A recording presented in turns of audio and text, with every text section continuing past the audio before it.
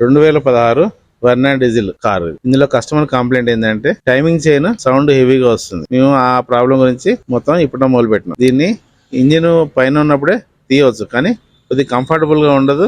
మాకు స్పేస్ కూడా చాలా తక్కువగా ఉంటుంది, ఇబ్బందికరంగా ఉంటుందని ఇంజిన్ మొత్తం బయటికి తీసి చేస్తున్నాం.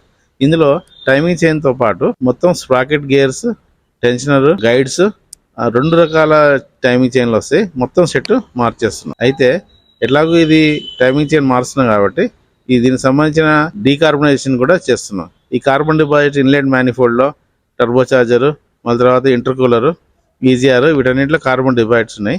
ఈ కార్బన్ డిపాజిట్స్ అన్ని తీసేయాలి, మాన్యువల్లీ తీసేస్తున్నాం. ఇవి ఉండటం వల్ల బ్లాక్ స్మోక్, లో పికప్, స్టార్టింగ్ ట్రబుల్ వస్తుంది. ఇప్పుడు ఎలాగో ఈ వర్క్ జరుగుతుంది కాబట్టి ఇవన్నీ చేయడం వల్ల ఇంజిన్ పర్ఫార్మెన్స్ కూడా పెరుగుతుంది, పికప్ కూడా పెరుగుతుంది. అయితే ఈ వర్క్ లో క్లచ్ ప్లేట్ కూడా చాలా ఇంపార్టెంట్.